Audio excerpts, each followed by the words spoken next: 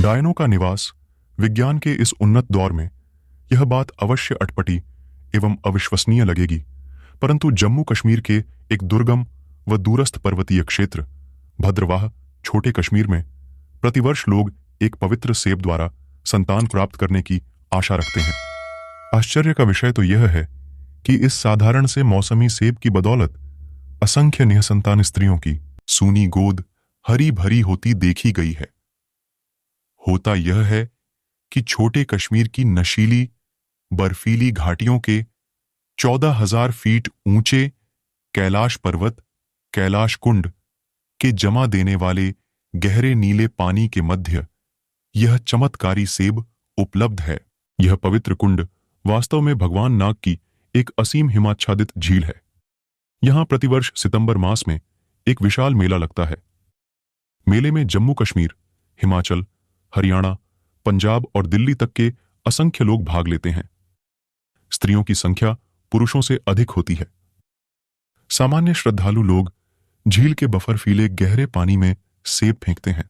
झील के जमा देने वाले घातक जल में तैरकर तैरते सेब को प्राप्त करने वाले साहसी पति ही वह सेब निःसंतान पत्नी को खिलाकर मुरादें पूरी कर सकते हैं।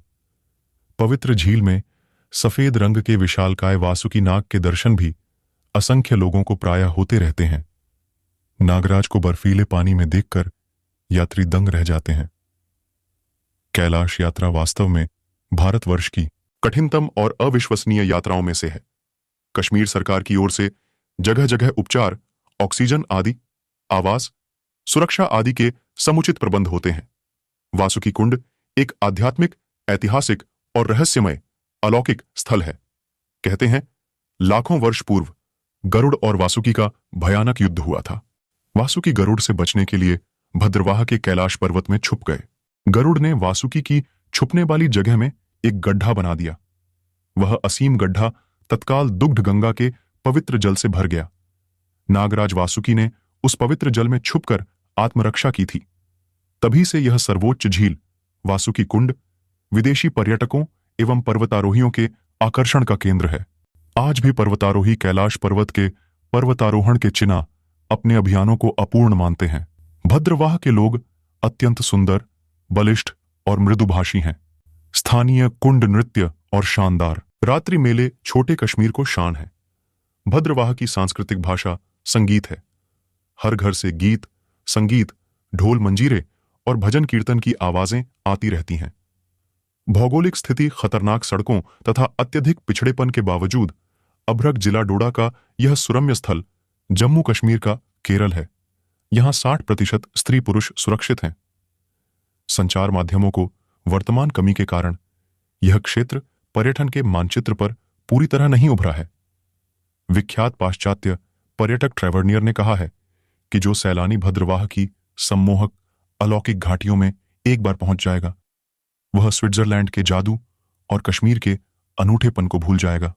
जो लोग तंत्र मंत्र, भूत प्रेत, जादू टोना या डायन डाकिनी जैसी रोमांचक बातों को मानते हैं, उन्हें यह जानकर आश्चर्य होगा कि ऐसी साधनाओं और सिद्धियों के साथ भी गगनचुंबी कैलाश पर्वत का नाम जोड़ा जाता है। जम्मू कश्मीर, हिमाचल और गढ़वाल के पुरातनपंथी असंख्य पर्वतीय लोगों को दृढ़ धारणा है कि प्रतिवर्ष सितंबर मास के आसपास देश की कुख्यात डायनें अपने अदृश्य वाहनों पर वासुकी कुंड के किसी निकटस्थ स्थल पर गुप्त सम्मेलन करती हैं। वहां वे अपनी वार्षिक घातक उपलब्धियों का हिसाब किताब रखती हैं। शायद अंधविश्वास के इन्हीं दिनों में प्रायः जम्मू क्षेत्र के अनेक पिछड़े लोग बच्चों को डायनों आदि से बचाने के लिए सरसों के बीज उनके वस्त्रों में रखते हैं। घरों के दरवाजों पर धवास, दिवाली के अवसरों पर बना 5 पत्रा पौधा लटकाया जाता है।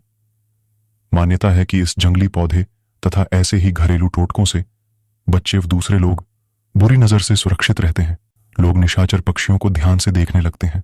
3 दिवसीय कैलाश यात्रा को वैकुंठ प्राप्ति का सरल मार्ग माना जाता है।